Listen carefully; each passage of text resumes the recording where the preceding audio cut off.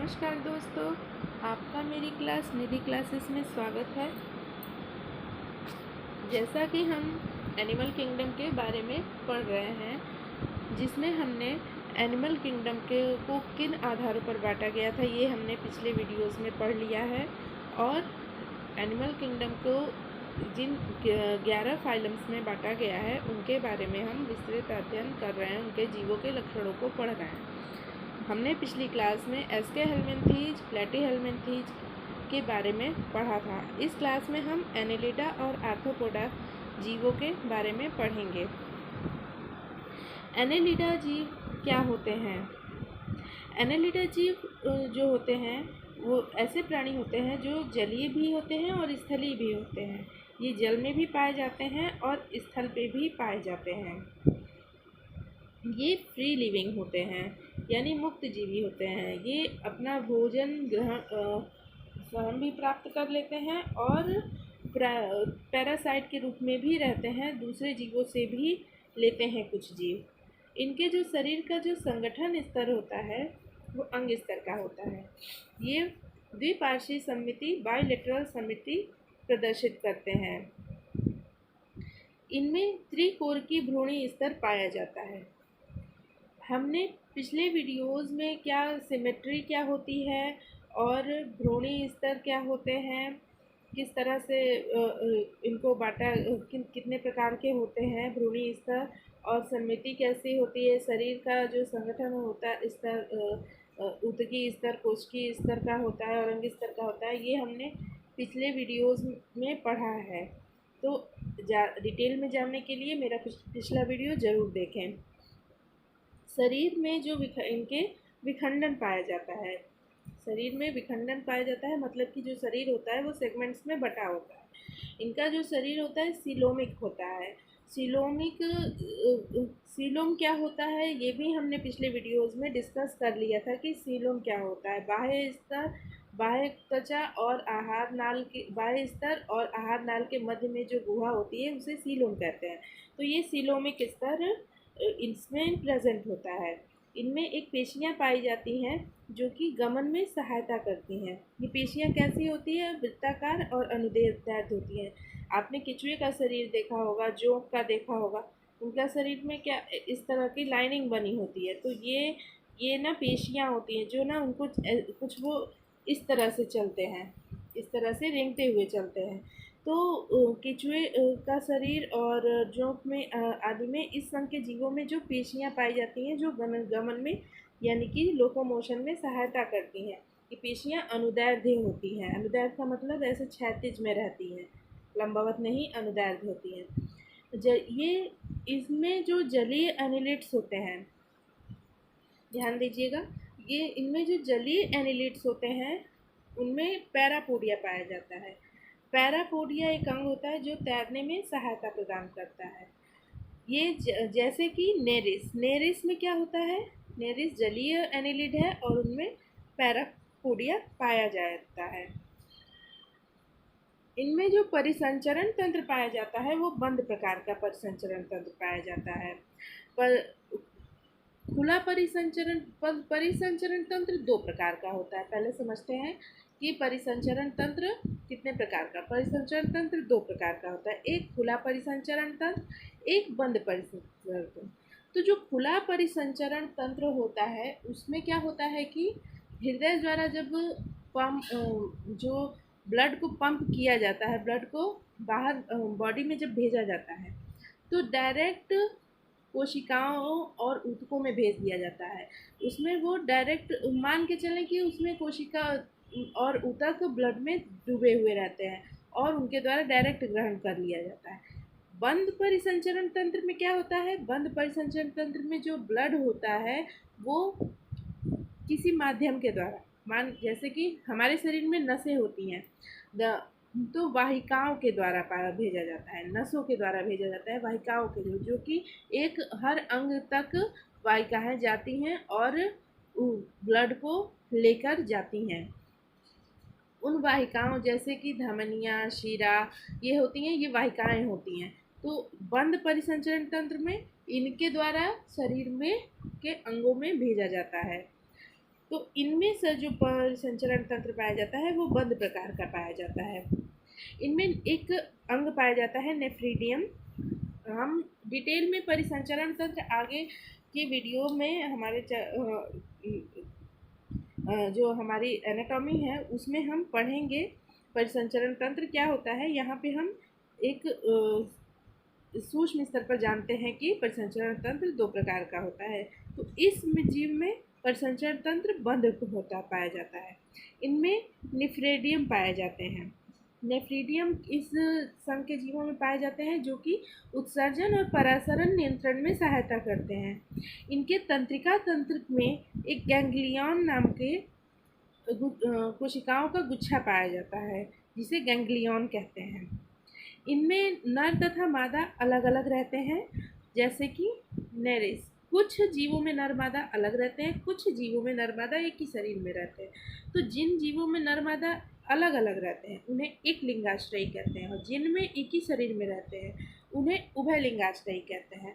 तो जो नेरिस होता है, नेरिस जीव होता है, उसमें जो मेल होगा वो अलग होगा, जो फीमेल होगी वो अलग होगी। लेकिन जो कुछ जीव जैसे केचुआ जो होते हैं उनमें क्या होता है, नर तथा मादा एक ही शरीर में रहता है और अ, ये उभय लिंगाश्रयी होते हैं। क्योंकि नर मादा द्वारा नर और मादा हैं, तो मतलब इसमें जनन कैसा होगा, लैंगिक होगा। इनमें जनन क्या होता है, लैंगिक प्रकार का होता है। अब हम नेक्स्ट फाइलम के बारे में पढ़ते हैं, फाइलम आर्थ्रोपोडा। जो फाइलम आर्थ्रोपोडा है, ये फाइलम एनिमल किंगडम का सबसे बड़ा फाइलम माना जाता है। एनिमल किंगडम का सबसे बड़ा फाइलम आर्थ्रोपोडा है। इसको कीट जगत के नाम से भी जाना जाता है क्योंकि इसमें अधिकांश जीव कीट हैं। इनका जो शरीर होता है वो अंग तंत्र स्तर का होता है। इनकी जो शरीर की जो सम्मिति होती है वो द्विपार्श्व सम्मिति होती है। इनके शरीर में विखंडित शरीर होता है, त्रिकोणीय होता है, और ये प्रगुही प्राणी है, सीलोमिक प्राणी है। इनमें भी गुहा वेल डेवलप पाई जाती है। काइटिन जो होता है वही कंकाल का काइटिन से बना होता है और उससे इनका शरीर ढका हुआ होता है। आपने कभी मधुमक्खी को देखा होगा, मधुमक्खी के शरीर के ऊपर एक कठोर स्तर टाइप का बना होता है वक्ष भाग में, तो वो काइटिन का बना होता है। और पंख आदि इनके काइटिन के कड़े पंख होते हैं। तो शरीर क्या होता है, बाह्य काइटिन युक्त बही कंकाल से इनका आर्थ्रोपोडा का शरीर ढका हुआ होता है। शरीर 3 भागों में बटा होता है, सिर, वक्ष और उदर, यानी कि हेड और चेस्ट पार्ट और एब्डोमेन। हेड, थोरेक्स और एब्डोमेन पार्ट में बटा होता है इनका शरीर। संधि युक्त पैर उपस्थित होते हैं, संधि युक्त पाद उपस्थित होते हैं। इनके जो पैर, आपने कभी देखा होगा कि कॉकरोच, मक्खी, इनके जो पैर होते हैं जॉइंट्स वाले होते हैं, एक जगह से मुड़ते हैं। तो यहाँ इस संघ से पैर क्या होते हैं, जॉइंट्स वाले उपस्थित होते हैं, जीवों में उपस्थित होने शुरू हो जाते हैं। तो इनमें संधि युक्त पाद पाए जाते हैं। इनमें श्वसन अंग पाए जाते हैं जो कि किस तरह क्लोम हो सकते हैं, गिल्स, बुक लंग्स हो सकते हैं। इनमें परिसंचरण पाया जाता है जो कि खुले प्रकार का होता है। इनमें खुला परिसंचरण पाया जाता है। अभी हमने पीछे पढ़ा एनेलिडा में बंद परिसंचरण पाया जाता है, इनमें खुला परिसंचरण पाया जाता है। इनमें संवेदी अंग जो होते हैं पाए जाते हैं। संवेदी अंग श्रृंगिकाएं जो भी आपने देखे होंगे, तितली के आगे 2 सूंड टाइप की शुंडिकाएं होती हैं, उन्हें ही श्रृंगिकाएं कहते हैं। तो अक्सर कीटों में आपने देखे होंगे, कॉकरोच में 2 शुंडिकाएं होती हैं जो इधर उधर घूमती हैं, और उससे उन्हें क्या पता चलता है, भोजन का पता चलता है कि किधर भोजन है, किधर, और खतरे के बारे में पता चलता है कि इधर से हमें खतरा है। तो ये संवेदी अंग का कार्य करते हैं। श्रृंगिकाएं पाए जाते हैं और इनमें नेत्र संयुक्त प्रकार के पाए जाते हैं, ये भी संवेदी अंग में आते हैं। उत्सर्जन कि इनमें मैल्पीघी नलिकाएं पाई जाती हैं जो कि उत्सर्जन में सहायता प्रदान करती हैं। आर्थ्रोपोडा में नर तथा मादा अलग अलग होते हैं और अधिकांशतः क्या अंडे देते हैं। अधिकांशतः जो होते हैं इसमें जीव अंडे देने वाले होते हैं। इनमें परिवर्धन जो होता है प्रत्यक्ष अथवा अप्रत्यक्ष दोनों प्रकार का होता है। अप्रत्यक्ष परिवर्धन में लार्वा अवस्था पाई जाती है। इनके प्रमुख उदाहरण देख लेते हैं। इनके प्रमुख उदाहरण मधुमक्खी, रेशम कीट, तितली, लेसिफर, लाख कीट, ये हमें आर्थिक रूप से उपयोगी हैं ये जीव। फिर रोग फैलाने वाले जीव भी इनमें कुछ पाए हो जाते हैं, जैसे कि मच्छर, मक्खी, ये क्या है, रोग वाहक जीव है। इनमें रोग वाहक जीव।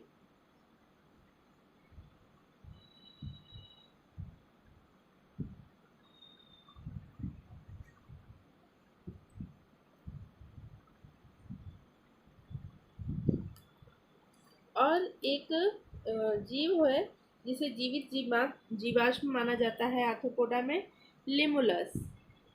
लिमुलस नाम का एक जीव है जिसे किंग क्रैब भी कहते हैं। किंग क्रैब, ये लिमुलस क्या है, जीवित जीवाश्म माना जाता है।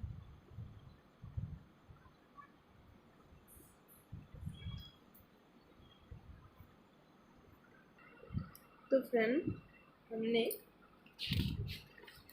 एनेलिडा और आर्थ्रोपोडा के बारे में समझ लिया है। अब हम फाइलम मोलस्का के विषय में समझते हैं।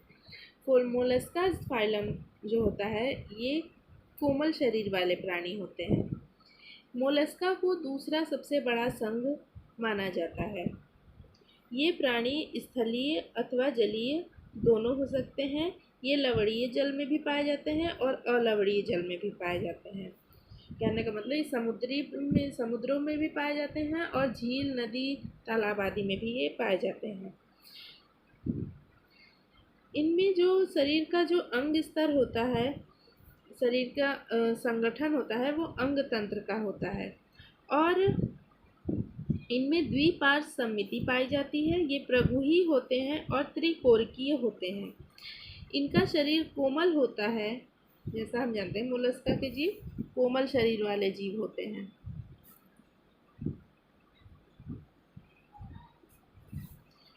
किंतु इनका कोमल शरीर होता है वो एक कठोर कवच से ढका रहता है और ये कठोर कवच कैल्शियम युक्त होता है।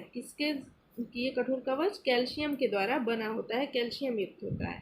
इनका शरीर सेगमेंटेड नहीं होता, खंडित नहीं होता है पिछले एनेलिडा और आर्थ्रोपोडा की तरह। इनके शरीर में 3 भागों में बटा होता है। सिर, मस्कुलर फुट यानी कि पेशीय पाद, इनका मस्कुलर का मतलब पेशीय, इनका जो चलने वाला अंग होता है, गमन अंग होता है, मांसपेशीय होता है। और विस्केरल हम्प यानी कि कुकद, इसे इंग्लिश में भी लर्न कर लेंगे। इन्हें कुकद कहते हैं, जो कि एक अंदर रहने वाला अंग होता है कुकद, विसेरल हम्प। त्वचा की जो इनमें होती है नरम परत तथा स्पंजी परत कुकद के ऊपर एक प्रवार बनाती है, एक प्रवार टाइप का एक खाली जगह के टाइप का बनाती है, जिसे प्रवार कहते हैं। सिर पर संवेदी स्पर्शक पाए जाते हैं। सिर पर क्या होते हैं, संवेदी स्पर्शक पाए जाते हैं। जो कुकद तथा प्रवार होते हैं उसके बीच के स्थान को प्रवार गुहा कहा जाता है, जिसमें पंख के समान क्लोम पाए जाते हैं जो श्वसन और उत्सर्जन दोनों में सहायता करते हैं। इनमें सिर पर संवेदी स्पर्शक पाए जाते हैं और मुख में एक रेडुला नाम का अंग पाया जाता है। रेडुला, जिसे हिंदी में रेती जीवा भी कहते हैं, तो आप रेडुला भी लिख सकते हो, रेती जीवा भी। रेडुला पाए जाते हैं जो क्या करते हैं, जो रेती जो भोजन के लिए लेते समय रेत आदि ले लेते हैं, ये उन्हें घिसने का कार्य करते हैं। तो रेती को घिसने का अंग होता है, क्या होता है? रेडुला। इनके मुंह में रेडुला पाया जाता है। इनमें नर तथा मादा अलग अलग होते हैं तथा अंडा उत्पन्न करते हैं, अंडे देते हैं। इनमें परिवर्धन जो होता है सामान्यतः लार्वा के द्वारा होता है। इसके प्रमुख उदाहरण है पाइला, यानी जिसे घोंघा कहते हैं हम लोग, पिंक टाटा, मुक्ता शुक्ति जिससे हमें मोतियाँ मिलती हैं, और सीपिया, कटल फिश, डेडिगो स्क्विड्स, ऑक्टोपस, एप्लाइसिया, डेंटेलियम आदि इसके प्रमुख उदाहरण हैं। तो फ्रेंड्स, इस वीडियो में हमने मोलस्का जगत तक अच्छे से पढ़ लिया है और समझ लिया है। अगले नेक्स्ट वीडियो में हम संघ इकाइनोडर्मेटा और हेमिकॉर्डेटा के बारे में अच्छे से पढ़ेंगे। हम सभी फाइलम्स को छोटे छोटे सेक्शंस में इसलिए बांट के पढ़ रहे हैं क्योंकि ताकि हमें अच्छे से समझ में आए और हम बोर ना हो, एक ही बार में सब हौच पौच ना हो। इसीलिए हम सभी फाइलम्स को हर वीडियो में दो या तीन फाइलम के विषय में पढ़ रहे हैं। आई होप आपको मोलस्का जगत तक बिल्कुल अच्छे से समझ में आया होगा। और अगर आपको मेरा ये वीडियो अच्छा लगा तो प्लीज़ लाइक और सब्सक्राइब करना ना भूलें और शेयर ज़रूर करें। कमेंट में आप इस वीडियो से संबंधित प्रश्न पूछ सकते हैं, इससे हमें मोटिवेशन मिलता है। So thanks for watching.